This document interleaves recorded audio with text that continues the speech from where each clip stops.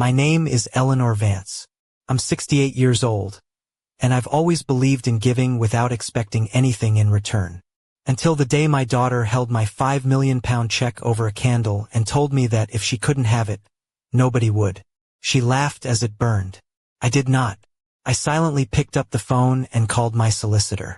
I didn't scream, I didn't beg, but by the next morning, her bank account was frozen, her car had been repossessed, and the house she boasted about so loudly was no longer hers. Some lessons aren't taught with anger. They're taught in silence, with signatures, and with impeccable timing. The paper felt heavier than it should, millions of pounds reduced to numbers printed in stark blue ink on a banker's draft. The lettering was as crisp and precise as the decades of work it represented. I held the document between my fingers, feeling the weight of everything I had built from nothing. The solicitor's office in Bristol smelled of old leather, Earl Grey tea, and the faint, sweet scent of pipe tobacco from Mr. Abernathy's habit he refused to give up. He had been handling my transactions for 20 years, but even he seemed awed by the scale of this final sale. The Albion Mill had been my magnum opus, a Grade II listed Victorian masterpiece I'd rescued from dereliction when everyone told me I was mad. 5 years of renovations, planning permissions, and battles with the local conservation committee. In the end, it was worth every headache, every sleepless night, every penny invested. At Mr. Abernathy adjusted his spectacles, telling me it had been a pleasure to work with me on this project, reminding me that the building was a ruin when I bought it. I offered a slight smile. At 68, I had learned that smiles were to be measured, especially in business. Everything has potential, I told him, you just have to know where to look. The check disappeared into my Mulberry Bayswater, a gift to myself after my first successful flip 30 years ago. Some women collect jewelry. I collected properties, each one a story of resilience and transformation, much like myself. The drive home to Clifton took me past the grand Georgian terraces and the iconic suspension bridge hanging like a spider's web across the Avon Gorge. I'd seen this city change, grow, reinvent itself. I'd been a part of that transformation, buying forgotten buildings in neighborhoods no one wanted, restoring them with my own hands when money was tight, and selling when the moment was right. My house, a detached Victorian villa overlooking the Downs, looked peaceful in the golden afternoon light. I bought it when my daughter, Clara, was 12 and my son, Thomas, was 8. They had grown up here, though I sometimes wondered if they had ever really known me. I was always working, always had a project, a crisis to solve, a building to save. The irony was not lost on me. I had dedicated my life to restoring broken structures, but my relationship with my children remained fractured. I made tea in the kitchen, the same ritual I'd maintained for decades. The check rested on the granite worktop, innocent and inert, unaware it was about to become the epicenter of a gathering storm. The chime of the doorbell interrupted my thoughts. Through the peephole, I saw Clara standing on the porch, her blonde hair perfectly coiffed despite the autumn wind. She wore a cream-colored Chanel suit that I recognized as being from the latest collection, probably costing more than a junior doctor's monthly salary. Her husband, Julian, stood behind her, wearing that studied smile he'd perfected during their 15 years of marriage. It was the kind of smile that never quite reached his eyes, a salesman's trick for feigning warmth. Clara kissed my cheek as she entered, the gesture performed with the precision of someone fulfilling a protocol. She told me she'd heard I'd finally sold the Albion Mill. How thrilling. News travels fast in Bristol's property circles. I wondered who had told them, though it didn't really matter. Clara had a network of contacts that kept her informed of all my financial movements, a network I had unwittingly helped her build. I simply confirmed it was true, leading them into the sitting room. After 5 years, I'd found the right buyer. Julian settled into the leather sofa as if he owned it, a presumptuous familiarity that had always grated on me. Clara perched on the edge of an armchair, her eyes already scanning, assessing. She had inherited my instinct for business, but not my patience or my work ethic. Julian commented on what a substantial sale it must have been, his voice carefully modulated in that way he had when he wanted something. The building had such potential, he added. It had, I thought, until I shaped it, until I invested years of my life turning it into something special. But I only said it had been a good investment. Clara leaned forward, her perfectly manicured hands clasped. She said that she and Julian had been talking, and with the sale of the building, this could be the perfect time to reorganize a few things. There it was, the real reason for the visit. I took a sip of tea, savoring the warmth and the pause it gave me to observe my daughter. At 43, Clara was still beautiful, but there was a desperate glint in her eyes that hadn't been there in her youth. Something that made me think of Julian and the whispers I'd heard about his failing investment firm. I asked her what, exactly, she wanted to reorganize. Well, she exchanged a quick glance with Julian. I had always said I wanted her and Thomas to be part of my legacy.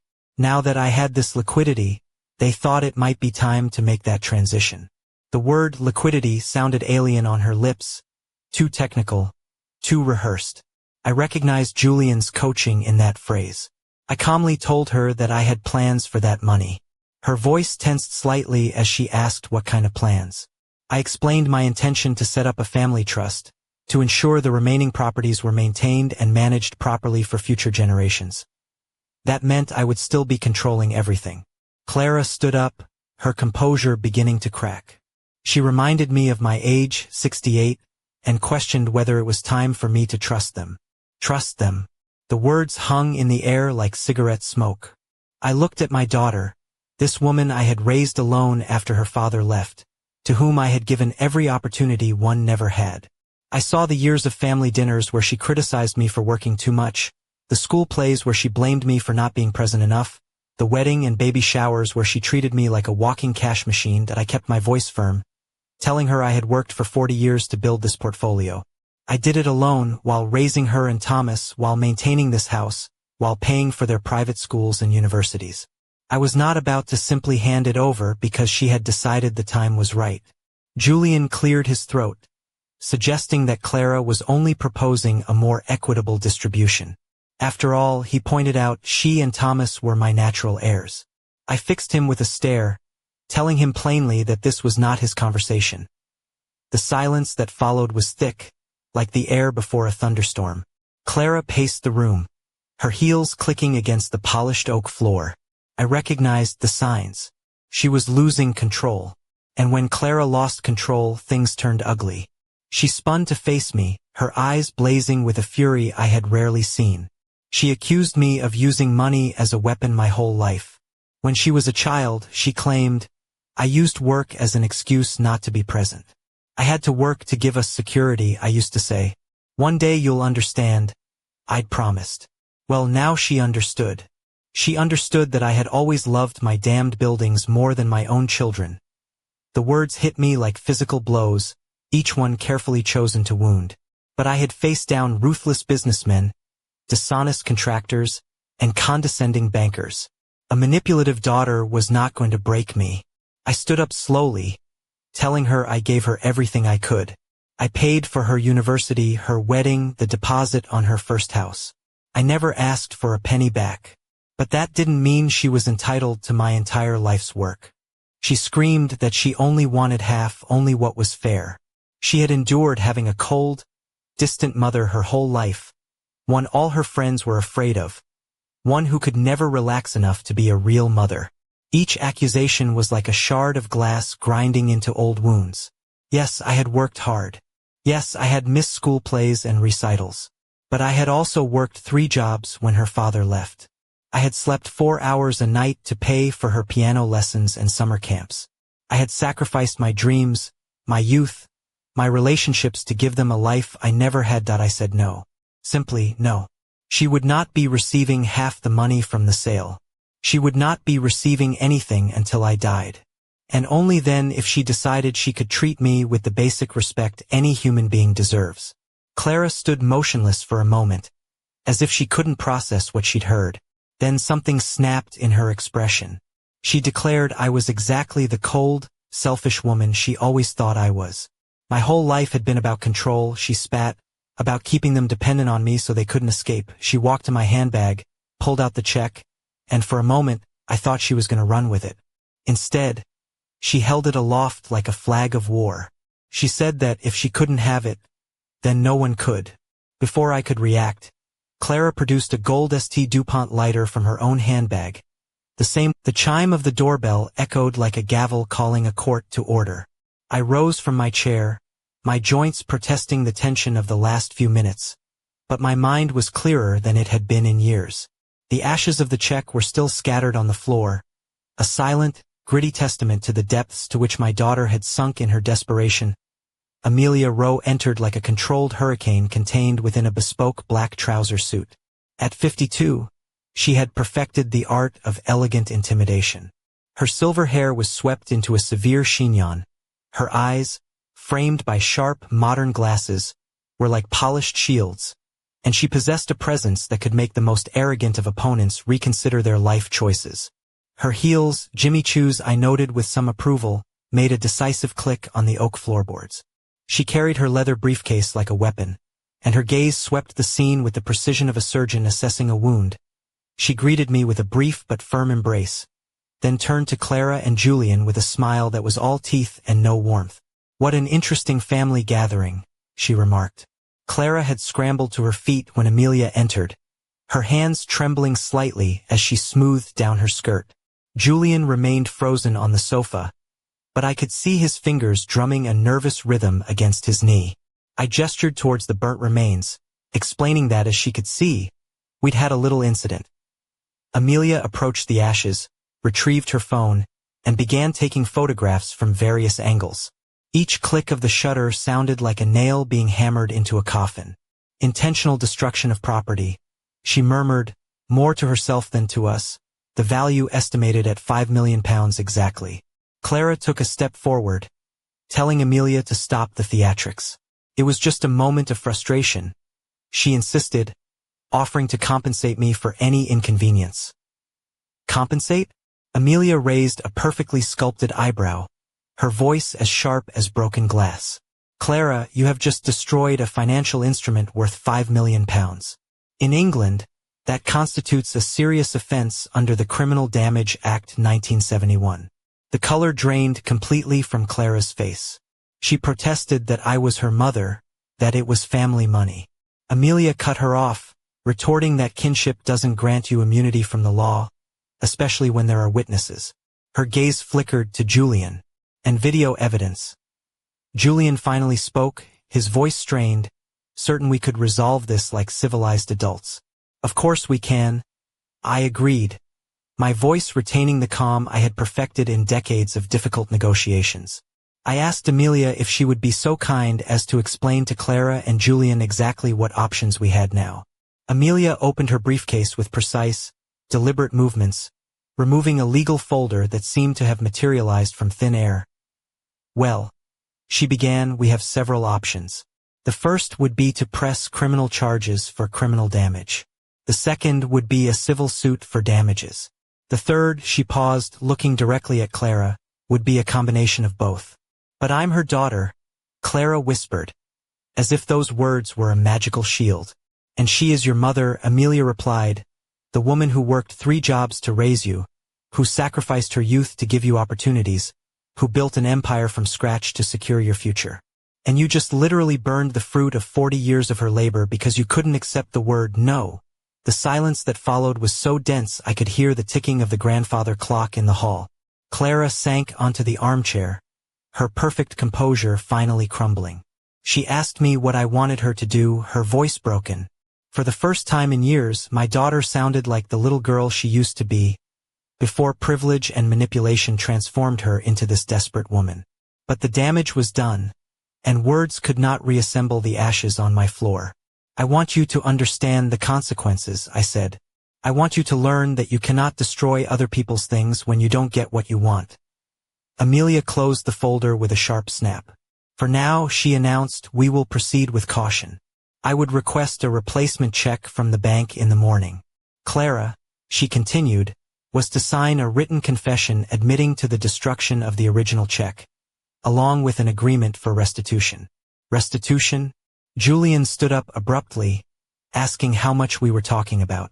£5 million, plus punitive damages and legal fees," Amelia answered without missing a beat.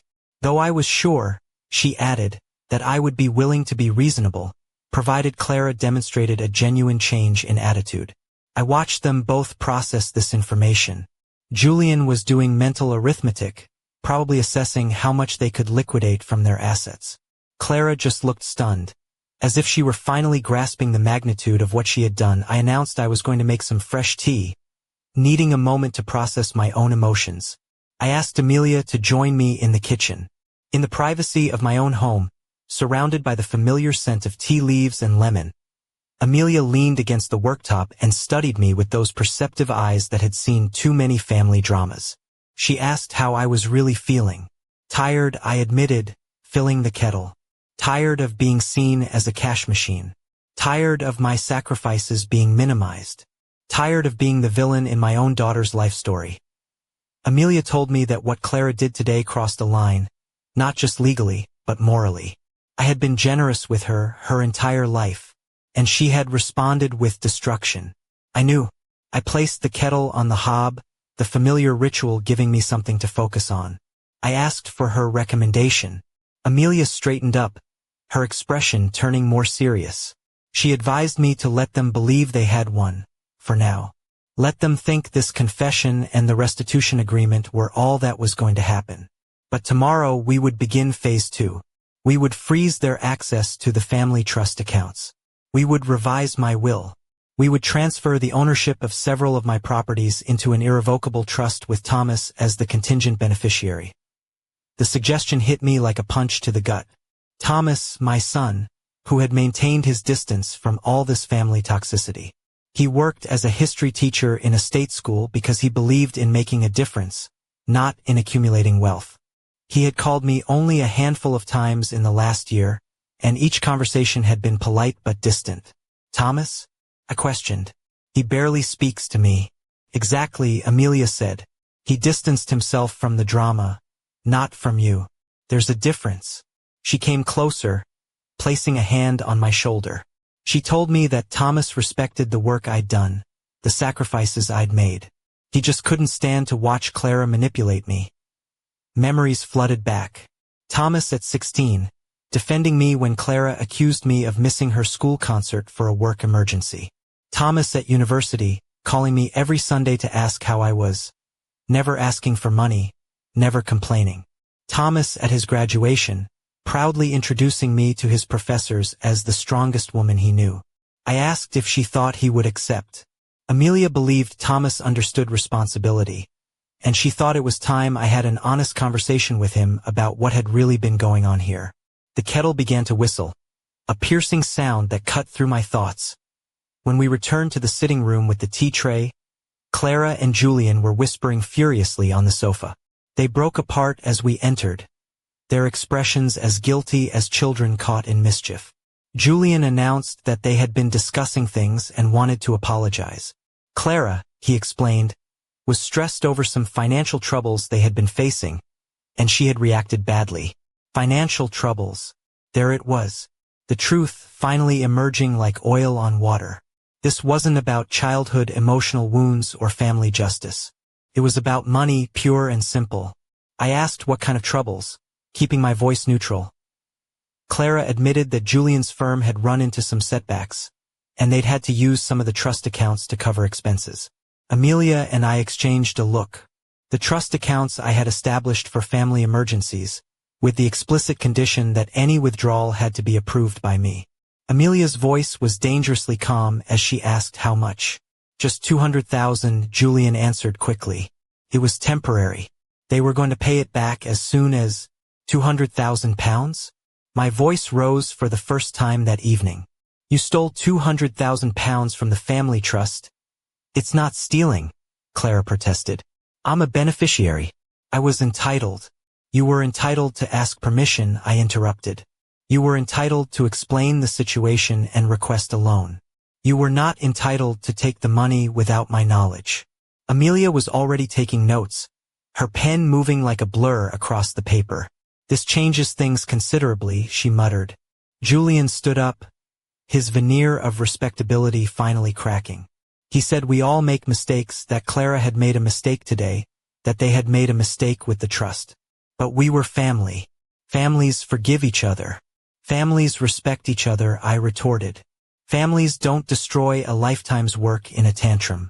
Families don't steal. I rose and walked to the phone. Rang 5 times before Thomas answered, and with each ring, I felt the weight of the years of distance between us.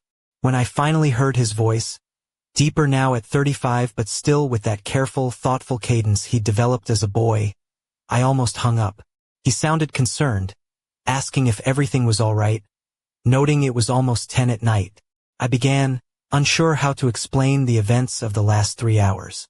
I reassured him I was fine, but that I needed to see him tomorrow. Something had happened with Clara, and it was complicated. A long pause.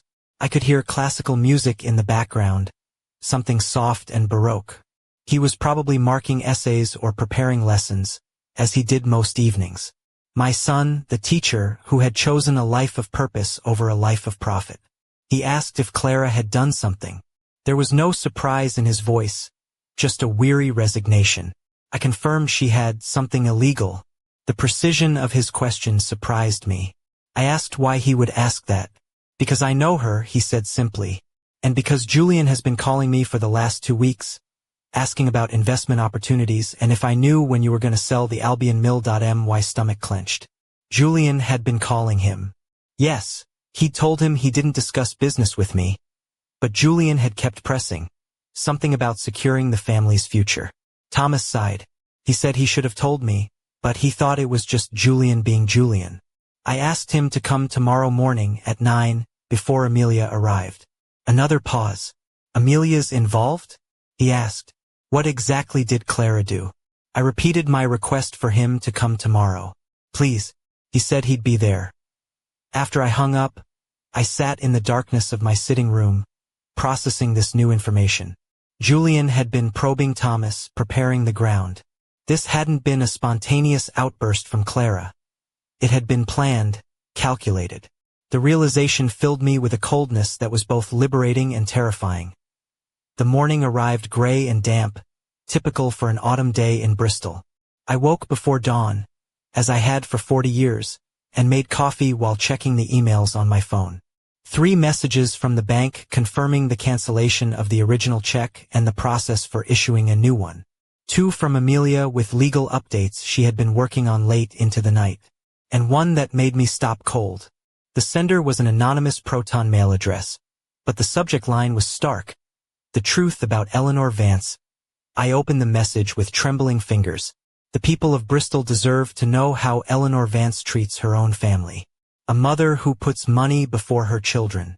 A woman who uses her wealth as a weapon against those who should be her nearest and dearest. More details to follow. It had to be Julian.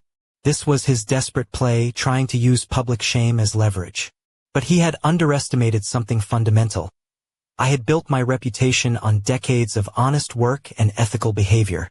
An anonymous blackmail email was going to do more damage to him than to me. I forwarded the message to Amelia with a note. It seems Julian has decided to escalate. Her reply came in seconds. Perfect. Now we have evidence of harassment. I see this is going to be an interesting day. Thomas arrived at exactly 9, knocking on the door with the same rhythm he'd used as a boy. 3 soft taps, a pause, then 2 more. When I opened the door, I was struck by how much he resembled his father at first glance. The same height, the same serious green eyes, the same way of tilting his head when he was concerned. But there was a gentleness in Thomas that Robert had never possessed, an integrity that had been forged despite, not because of his father's influence. He greeted me with a kiss on the cheek, smelling of coffee and chalk, familiar and comforting. I thanked him for coming, leading him into the sitting room where it had all begun the night before. He asked for coffee. He sat in the same armchair where Clara had had her breakdown, but his presence filled the space in a completely different way. Where Clara had brought chaos, Thomas brought calm. I poured him coffee in his favorite childhood mug, one with dinosaurs on it that had somehow survived decades of washing. He smiled, recognizing it. You keep everything, he observed. I keep what matters, I replied, sitting opposite him. I told him I needed to tell him what happened last night. I told him everything. The check, the confrontation, the fire, the confession about the stolen money from the trust. Thomas listened without interrupting, his expression growing more serious with each detail. When I finished, he was silent for a long moment, staring into his coffee. 200,000, he finally asked. 200,000, I confirmed, and she burned the £5 million check. Amelia has the ashes as evidence. Thomas shook his head slowly. He told me he was so sorry I had to go through this alone. I wasn't alone, I said. Amelia was here in 20 minutes. He clarified that he meant all these years. He had been keeping his distance because he couldn't stand to see how Clara treated me. But that meant he had left me to deal with her alone. The guilt in his voice broke my heart. I told him he wasn't responsible for his sister's behavior. No, he said, but I am responsible for mine. I should have been here more. I should have supported you more. Before I could respond, the doorbell chimed. Amelia had arrived, carrying 2 briefcases instead of 1, and wearing an expression that promised war. She greeted Thomas warmly. Amelia had always had a soft spot for my son. She was glad he was here. She said, we were going to need the whole family united for this. For what? Thomas asked. Amelia opened her laptop on the coffee table. Julian posted something on Facebook this morning. My stomach sank as Amelia turned the screen towards us. There, on Julian's Facebook page, was a post that already had dozens of comments. It's heartbreaking to see how money can corrupt even the most sacred family bonds. My wife is shattered after her own mother cruelly rejected her when she asked for help during our financial crisis. There are levels of coldness I never thought I'd see in a family. Family before money, always. #disappointed in Bristol. The bastard, I muttered, momentarily forgetting Thomas was present. Mom, Thomas said, but he was smiling slightly. I think the situation warrants the language. Amelia was still scrolling. The comments are interesting. It seems Julian underestimated how many people in Bristol know and respect you. She was right. Among the comments of support for Julian were many more defending me. Eleanor Vance is one of the most principled women I know. There's more to this story. Julian Wells must be desperate to publicly attack his mother-in-law. Mrs. Vance helped me save my family business in 2008. Anyone who knows Eleanor knows this is ridiculous. She's mentored dozens of young entrepreneurs in this city. This is good for us, Amelia said. Julian has just made a massive tactical error. But we're not finished. Clara filed a petition this morning. I asked what kind of petition. She's alleging you have cognitive decline and that Amelia and I are manipulating you to change your will and cut her out of your inheritance. The silence that followed was absolute. Thomas stood up abruptly, beginning to pace the room. Cognitive decline? I repeated, incredulous. I closed a £5 million sale yesterday. My faculties are perfectly intact. I know, Amelia said, and that's exactly what we're going to prove. I've already scheduled an independent cognitive assessment for this afternoon. I also have statements from 3 of your business associates about your mental acuity. And, she smiled, I have the security footage from last night. Thomas stopped pacing. Footage? Your mother has a very comprehensive security system.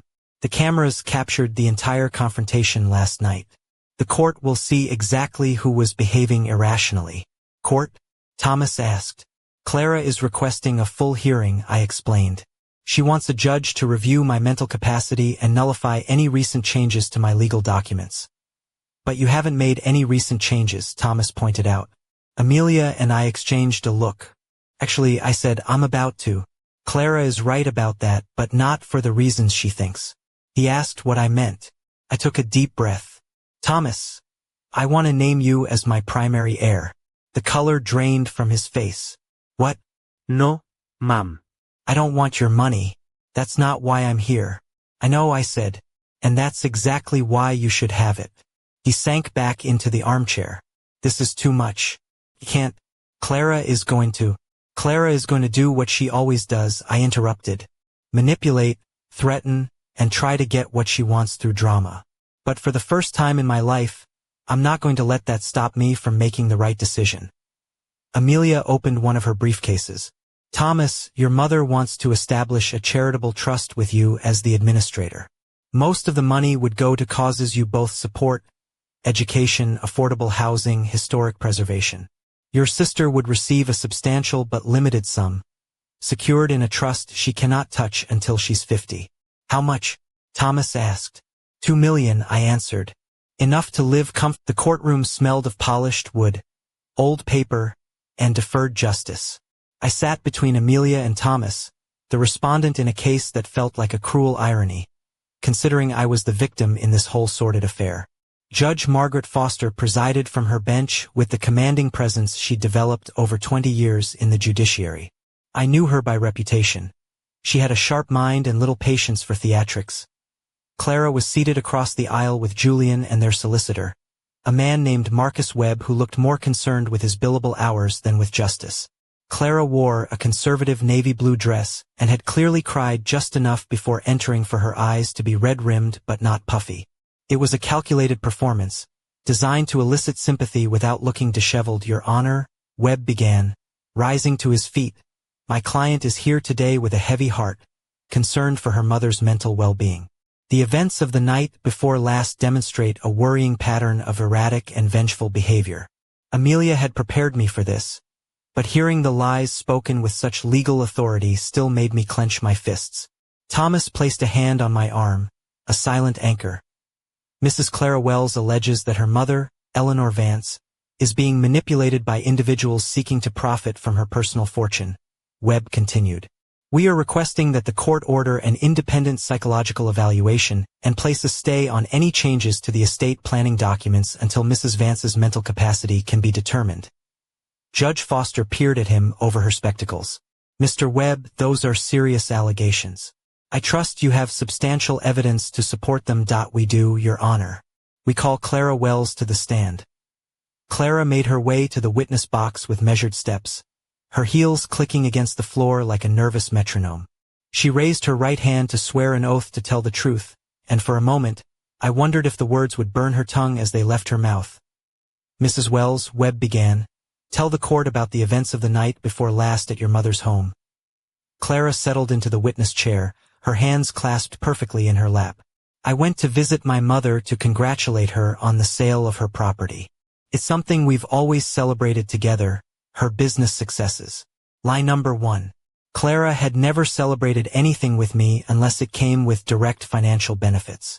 But when I arrived, Mum was different, agitated, suspicious. She started accusing me of wanting to steal her money. Her voice broke slightly. She's never spoken to me with such hatred. It was like she didn't recognize me as her daughter. And what happened next? I tried to calm her down, to reason with her, but she became more and more distraught. She started shouting about how I didn't deserve anything, about how I'd been a burden my whole life. Clara dabbed at a single, conveniently timed tear that rolled down her cheek. And then she pulled out the check and threatened to burn it in front of me, to prove her point. Lie number 2. So elaborate, I almost applauded its audacity. Your mother burned the check? Webb asked. I tried to stop her, and in the struggle the check caught fire accidentally. It was awful. £5 million destroyed because my mother was having some sort of mental episode. The courtroom was silent. Even the court reporter had momentarily stopped typing. Clara had twisted her destructive tantrum into an act of heroic, filial love. Have you noticed other changes in your mother's behavior? Yes. She's become distrustful of the family, talking about changing her will to punish us. She's made paranoid comments about people only wanting her money. Clara turned to look directly at me. She's not the mother who raised me. Something is terribly wrong. Webb finished his questioning with more queries about my supposed paranoia and personality changes. Clara answered each one with a perfect blend of daughterly concern and personal pain. It was an Oscar-worthy performance. Then it was Amelia's turn. Mrs. Wells, Amelia began, her voice as calm as a frozen lake.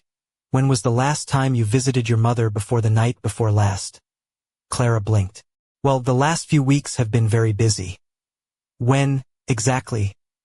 Perhaps 6 weeks ago? 2 months? It's hard to recall. I see. And during that visit 2 months ago, did your mother show any signs of mental decline? No, but... And in your regular telephone conversations with her? Clara shifted in her seat. We don't speak on the phone that often. How often do you speak? It depends. Mrs. Wells, when was the last time you spoke to your mother on the telephone before the night before last? A long silence. I don't recall exactly. Amelia walked to her table and picked up a file. I have your mother's phone records for the last 6 months right here. Would you like me to review them to refresh your memory? Clara's face went pale. That won't be necessary. All right, let's talk about the family trust. Are you familiar with its terms? Yes, I'm a beneficiary. And you understand that any withdrawal requires prior approval from your mother as the trustee? Clara exchanged a quick, nervous glance with Julian. Yes. Have you made withdrawals from the trust in the last 6 months? A few, small loans. How much? Not much. Mrs. Wells, did you withdraw £200,000 from the family trust without your mother's approval? The silence was deafening. Clara opened and closed her mouth like a fish out of water. I had unexpected expenses. Did you inform your mother of these unexpected expenses? I was going to. When? Before or after you asked her for half the money from the sale the other night? Webb shot to his feet. Objection, Your Honor. Counsel is harassing the witness. Overruled, Judge Foster said dryly. Continue, Ms. Rowe. Amelia turned to the table and returned with a tablet. Mrs. Wells, do you recognize this video? She pressed play, and the screen came to life with the footage from my security system. There was Clara, clearly visible, flicking the gold lighter and deliberately touching the flame to the check while I shouted her name. There was no struggle, no accident, just intentional, malicious destruction. The audio was crystal clear. Asterisk, you know what, Mom? If I can't have it, then no one can. Asterisk. Clara slumped in the witness chair, her perfect performance crumbling like a sandcastle in a hurricane. Those are your words, Mrs. Wells? I was upset. Was it an accident? No, but did you intentionally destroy a check for £5 million? Yes. The word came out as a defeated whisper. Amelia switched off the tablet. One last question. What was your mother's state of mind during this recording? Did she seem confused, disoriented, or incompetent? Clara looked at the recording, then at me, then back at Amelia. In the video, I was calm, articulate, and completely in control until the moment she burned the check. No, she finally admitted. She seemed normal. Thank you. No further questions. Clara returned to her seat like a woman walking to her own execution. Julian was avoiding her gaze, probably calculating how much the divorce was going to cost him. It was my turn to testify. I walked to the stand with the confidence I had developed over 40 years of tough business meetings. I had faced down condescending bankers, dishonest contractors, and corrupt council officials. A manipulative daughter was not going to intimidate me in my own day in court. Amelia guided me through my story. My upbringing in a poor part of rural Somerset, the 3 jobs after my divorce, the building of my property empire, brick by brick. I told the court about the sleepless nights, the sacrifices, the hard choices I had made to give my children opportunities one never had. Why did you not want to give Clara half the money from the sale? Amelia asked. Because she hadn't earned it, I answered simply. Clara has received a private education, a paid-for university degree, the deposit for her first house, and access to a substantial family trust. She has had every advantage money can buy, but she has never had to work for any of it. And what was your plan for the money from the sale? To establish a charitable trust focused on education and historic preservation, with Thomas as the administrator and Clara as a limited beneficiary. Why Thomas as the administrator? I looked at my son, sitting quietly at the respondent's table, because Thomas understands the value of hard work. He teaches in a state school because he believes in making a difference, not in accumulating wealth. He has never asked me for money. He has never assumed he deserves my estate simply by existing. Judge Foster leaned forward. Mrs. Vance, in your professional opinion, was your daughter justified in her concerns about your mental state? Your Honor, I regularly close multi-million-pound deals. I manage a diverse property portfolio. I maintain complex business relationships with banks, contractors, and tenants. If I had any cognitive decline, these activities would be impossible. And the incident the other night? I paused. The other night, my daughter had a tantrum because she didn't get what she wanted. When words didn't work, she resorted to destruction. That is not the behavior of someone. The week following the court verdict passed like a hurricane viewed from the eye of the storm. From my home office, I watched the destruction Clara and Julian had brought upon themselves unfold, piece by piece, like dominoes falling in a perfectly predictable sequence. Amelia arrived on Monday morning with a flat white from her favorite coffee shop and a smile that promised interesting news. She had become part of my morning routine during this crisis, and I must admit, I appreciated the company as much as the legal representation. The Bristol Post wants to do a feature on you, she announced, settling into the chair opposite my desk. Something about female entrepreneurs who built empires from the ground up that I suppose I'm no longer the villain of the story, I observed, scanning the emails that had accumulated over the weekend. 3 offers to buy properties that weren't officially for sale, 2 invitations to speak at real estate conferences, and an interview request from Woman's Hour. Definitely not. In fact, social media has turned your story into something of a female empowerment anthem. #Eleanor Vance is trending on Twitter. The irony was not lost on me. For 40 years I had worked in silence, building my reputation transaction by transaction, relationship by relationship. Now, thanks to the public spectacle Clara had created, I had become a symbol without even trying. And Clara and Julian? I asked, though I wasn't sure I wanted to know the answer. Amelia opened her laptop. That's the interesting part. Julian's firm, Prestige Capital, officially declared bankruptcy on Friday. It seems his temporary financial troubles were far more severe than Clara knew. I felt a pang of something that might have been pity, if I hadn't been so tired of being manipulated. How bad? $3 million in unreported debts, fraudulent investments, a miniature Ponzi scheme using new client money to pay off earlier investors. Amelia turned the screen towards me. The Serious Fraud Office raided their offices this morning. The photograph on the screen showed Julian being escorted out of his sleek office building in the city center, his hands cuffed behind his back. His face, normally composed in that confident salesman's smirk, was gray and defeated, and Clara. So far, no evidence she knew about the fraud. But Amelia paused. Her solicitor dropped her this morning when they realized she couldn't pay his fees. I closed my eyes, processing this information. For years, I had seen the signs. Clara's extravagant spending that didn't match Julian's reported income, the desperation in her eyes when she talked about money, the way they had started to press me more aggressively for access to the family trust. It all made sense now. Amelia, I want you to completely freeze Clara's access to the family trust. Already done. The moment she burned that check, I activated the protection clauses we'd included. She'll need a court order to access any funds now, and after last week's hearing, no judge in this country is going to grant her that. And the properties that are in joint names? Transferred to your personal trust this morning. Clara no longer has a claim on any of your properties. I rose and walked to the window overlooking the back garden. The roses had begun their autumn cycle, the last blooms of the year flowering with an intensity that seemed to defy the approaching chill. Like me, I supposed. At 68, I was finally blooming on my own terms. You know what's the saddest part of all this? I said, without turning around. If Clara had just come to me and told me the truth about Julian's financial problems, I would have helped her. Not with $5 million, but with enough to avoid this bankruptcy. Really, she's my mother, Amelia. Despite everything, she's still my daughter. But she wanted all or nothing, and she chose manipulation over honesty. I turned to face my solicitor. When can I see the new will documents?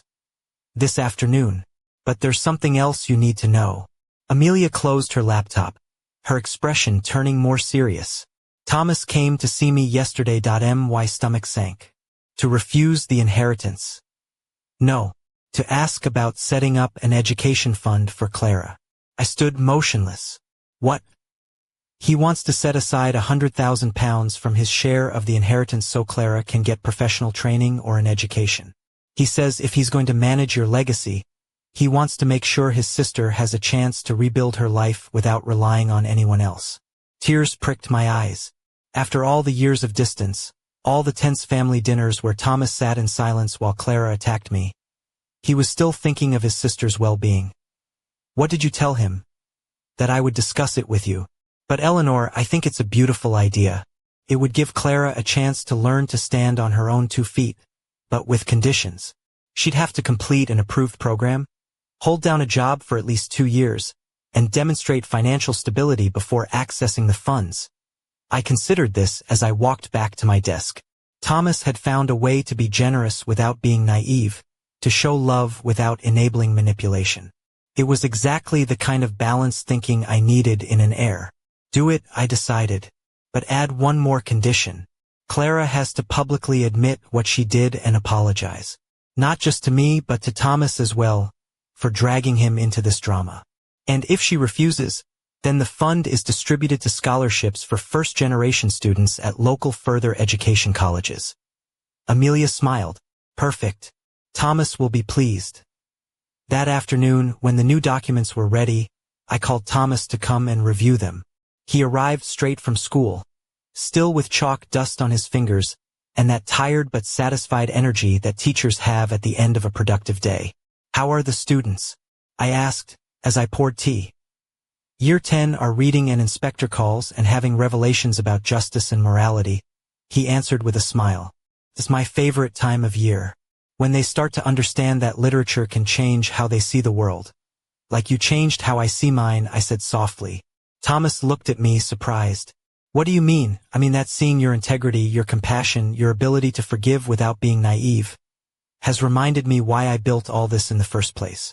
It wasn't just for the money or the power. It was to create something that would last, something that would make a difference. I showed him the documents Amelia had prepared. The Vance Charitable Trust would focus on 3 areas: educational scholarships for first-generation students, preservation of historic buildings in underserved communities, and microloans for female entrepreneurs. Thomas would be the lead administrator with a generous but not extravagant salary, and the authority to make decisions about the grants. It's perfect, he said, after reviewing everything. But Mum, are you sure about this? It's a huge responsibility. I'm sure. And Amelia told me about your idea for Clara's education fund. Thomas blushed slightly. I know you're furious with her for not defending you in court, but she's my sister. And I think if she had a chance to find her own way without relying on other people's money, she could become a better person. Or she could refuse the opportunity and blame us both forever. That's her risk to take, Thomas said simply. At least we'll have done the right thing. I signed the documents that evening, with Thomas and Amelia as witnesses. 40 years of work, sacrifice, and accumulation were officially transformed into something bigger than my personal success. It became a legacy that would live on long after I was gone. 2 days later, Clara appeared on my doorstep. I'd seen her on the news during the week, leaving the court after Julian was formally charged, packing boxes from their Clifton house that would have to be sold to pay off creditors, giving a tearful interview to BBC Points West about how she'd been betrayed by everyone she trusted. But the woman standing on my porch looked different. She wore jeans and a jumper instead of her usual designer armor. Her hair was in a simple ponytail, without the perfect salon styling. And her eyes looked exhausted, but also, for the first time in years, honest. Mom, she said when I opened the door, can we talk? I didn't invite her in immediately. We stood there on the threshold, mother and daughter, studying each other like strangers who shared a complicated past. What do you want to talk about, Clara? Everything. About what I did, why I did it, about whether there's any way. Her voice broke. Whether there's any way you could ever forgive me. I saw something in her expression that I hadn't seen in decades. Genuine vulnerability. Not the calculated vulnerability she used to manipulate, but the kind of emotional nakedness that comes when all the masks finally fall away. Come in, I said, stepping back. But Clara, if you've come here to lie to me or manipulate me again. No, she interrupted quickly. It's over. All of it. Julian, the money, the lies, everything. I just want to talk to my mother. For the first time in years, when Clara said my mother, it sounded like she actually knew what those words meant. That I led her to the sitting room, where it had all begun a week before. The floor had been professionally cleaned. Not a trace of the check's ashes remained. But the memory lingered, an invisible dividing line between who we had been before and who we were becoming now. "Talk to me," I said, sitting in my favorite armchair. "Tell me the truth." And for the first time in decades, Clara did.